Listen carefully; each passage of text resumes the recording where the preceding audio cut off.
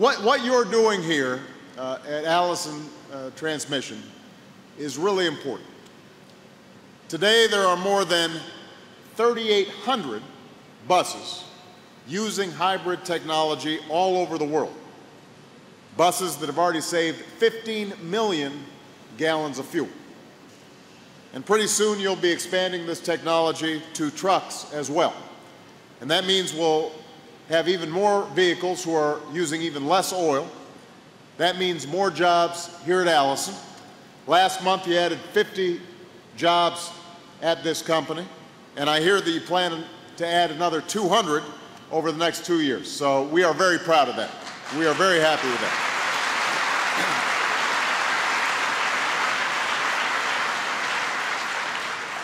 This is where the American economy is rebuilding, where we are regaining our footing. Now, we just went through one of the worst recessions in our history, worst in our lifetimes, the worst since the Great Depression. But this economic momentum that's taking place here at Allison is taking place all across the country. Today we found out that we added another 268,000 private sector jobs in April. So that means over the last 14 months, just in a little bit over a year, we've added more than 2 million jobs in the private sector. Now, we've made this progress at a time when our economy has been facing some serious headwinds, and I don't need to tell you about that. We've got high gas prices that have been eating away at your paychecks, and that is a headwind that we've got to confront. You've got the earthquake in Japan that has had an effect on manufacturing here. So there are always going to be some ups and downs like these as we come out of a recession. And there will undoubtedly be some more challenges ahead. But the fact is that we are still making progress. And that proves how resilient the American economy is and how resilient the American worker is, and that we can take a hit and we can keep on going forward. That's exactly what we're doing.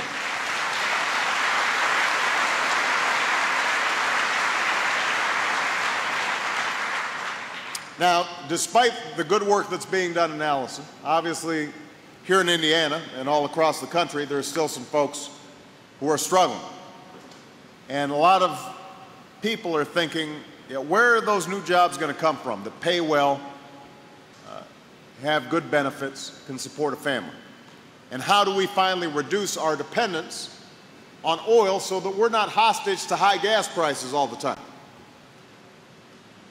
The reason I'm here today is because the answers to these questions are right here at Allison, right here in these vehicles, right here in these transmissions. This is where the jobs of the future are at. We're going to have a lot of jobs in the service sector because we're a mature economy.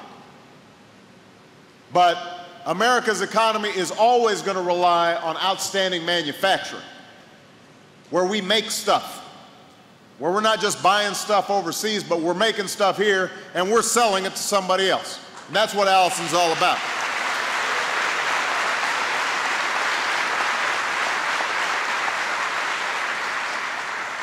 This is also where a clean energy economy is being built. This is the kind of company that will make sure that America remains the most prosperous nation in the world. See, other countries understand this. We're in a competition all around the world. And other countries, Germany, China, South Korea, they know that clean energy technology is what is going to help spur job creation and economic growth for years to come. And that's why we've got to make sure that we win that competition. I don't want the new breakthrough technologies and the new manufacturing taking place in China and India. I want all those new jobs right here in Indiana, right here in the United States of America, with American workers, American know-how, American ingenuity. And that's also how we're going to get gas prices under control. Now, I confess, it's been a while since I filled up. Secret Service doesn't let me you know, fill up my, my motorcade. But it hasn't been that long ago since I watched those numbers scroll up, and I know how tough it is. If you've got to drive to work, and you may not be able to afford buying a new car, so you've got that old beater that gets you 8 miles a gallon, it's tough. It is a huge strain on a lot of people. But if we can transition to new technologies, that's what's going to make a difference over the long term. That's how we're going to meet the goal that I've set of reducing the amount of oil that we import by 1/3 by the middle of the next decade. We can hit that target.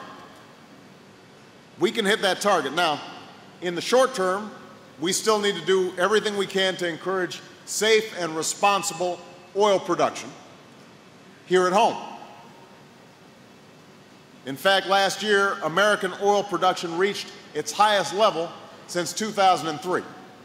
So I want everybody to remember that if people ask, because sometimes I get letters from constituents and say, why aren't we just drilling more here? We're actually producing more oil here than ever. But the challenge is we've only got about 2 to 3% of the world's oil reserves, and we use 25% of the world's oil. So we can't just drill our way out of the problem. If we're serious about meeting our energy challenge, we're going to have to do more than drill. And that's why the real solution is clean, homegrown energy. The real solution is advanced biofuels, and there's a lot of good biofuel work being done here in Indiana. It means that we've got to have natural gas vehicles. We've got a lot of natural gas that can be produced here in the United States of America. It means making our cars and trucks more energy efficient, because if we use less oil, that reduces demand, that brings the price down, and you will see the impact at the pump. That's what's going to make a difference, and that's why what you're doing here is so important.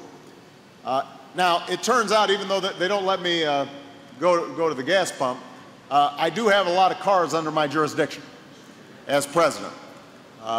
The federal fleet is enormous, and we've already doubled the number of hybrids in the federal fleet. And I'm directing every agency to make sure that 100% of our cars and trucks are fuel efficient or clean energy vehicles by 2015. So you're going to have a customer, hopefully in the United States government, because we want to make sure that we are making clean, fuel efficient cars and trucks. We've also launched private sector partnerships with companies like FedEx, UPS, utility companies. A lot of these companies that have trucks and delivery trucks that are used in urban areas with a lot of stops and starts are perfect for the technology that you're building. So we're forming partnerships to make sure that you've got more customers. And to spur the production of fuel-efficient cars and trucks across the country, we've reached an historic agreement with every major auto company. Thanks to the leadership of Ray LaHood, they're ramping up the fuel economy of their cars and trucks. And that will not only save 1.8 billion barrels of oil, it's going to save you, the average driver, about $3,000 at the pump as cars increasingly get better gas mileage.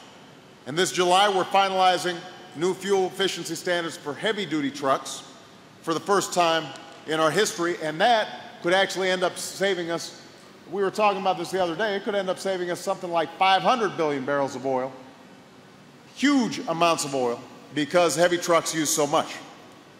We're also promoting clean energy technologies in other ways, from investing in hybrid systems like the one Allison is developing for commercial trucks, to championing vehicles that run on clean-burning natural gas, to spurring the creation of next-generation batteries for electric vehicles. You know, a few years ago, America only produced 2% of the world's advanced batteries. Those are the batteries that are going into these new electric cars. because of the investments that we made in the first 2 years that I was in office, we're on track to produce 40% of the advanced batteries. That is going to be a huge boon to American manufacturing.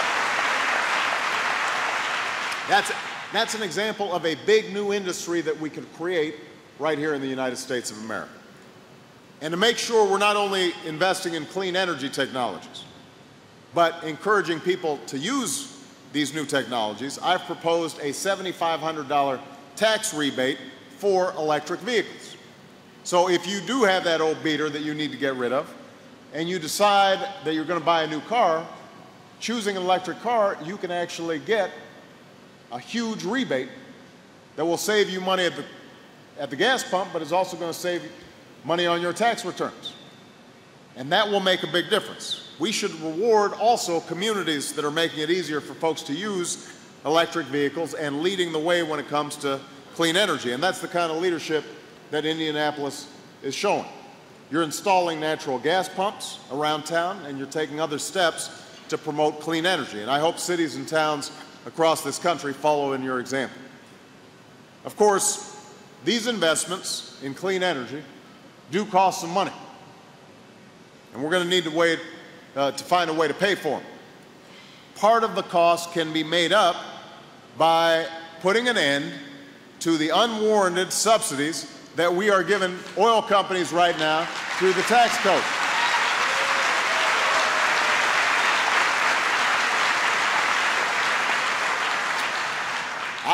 I want everybody to listen here.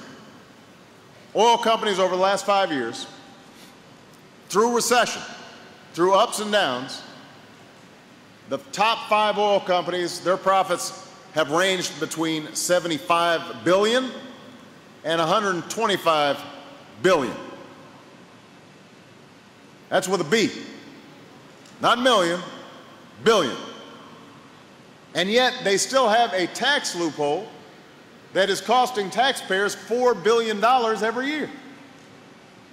Now, if you're already paying them at the pump, we don't need to pay them through the tax code. We do not need to do it.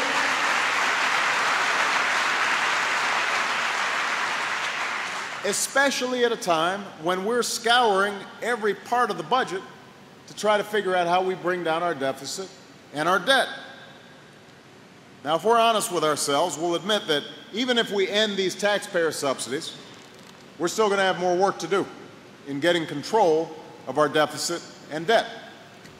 And I know that in this difficult fiscal climate, it may be tempting for some people to say, let's stop investing in hybrid technology. Let's stop investing in basic research. Let's stop investing in the infrastructure that's needed to make sure that we can transition to new forms of transportation. That's the temptation. But I profoundly disagree with that approach. If we're going to win the future, we've got to cut out the things we don't need, but still make investments in the things that we do. That's what you do at home. If somebody in your family loses a job, if your hours get cut, what do? You may stop going out to a restaurant to eat. You may decide we're going to put off, buying that new furniture or taking that vacation, but you're not going to stop fixing the boiler or the hole in the roof. You're not going to stop making sure that you got enough money to help your kids go to school. Those are the things, that's like your seed corn. You don't eat that. The same is true for the federal government. We can't cut investments in clean energy that are going to help us out-innovate and out-compete and help America win the future. We're not going to stop making investments that allow plants like this one to find the new ways of doing business in the future. I want to make sure the federal government is right here with you as a partner with you as you move forward. And we can do it and still get control of our debt and our deficit if we do it smart. For nearly 100 years, this company has made its way forward through ups and through downs, making advances that have transformed everything from buses to planes to tanks. Jim Allison actually helped start the Indy 500 back in 1909. not just to race cars, but to test new race car components. And that same spirit of innovation and ingenuity is what I've seen in the workers that I talked to today. And that's why I'm so confident in this country. That's why I'm so optimistic about our economic future, because I believe in all of you. I believe in the American worker, and I believe in American business. For all the challenges we face, this country is still home to the most entrepreneurial, most industrious, most determined people on the planet.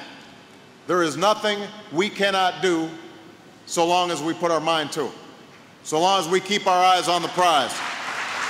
And I'm going to keep on working with you to make sure we do that so long as I have privilege of being President of the United States. Thank you, everybody. God bless you. God bless the United States of America.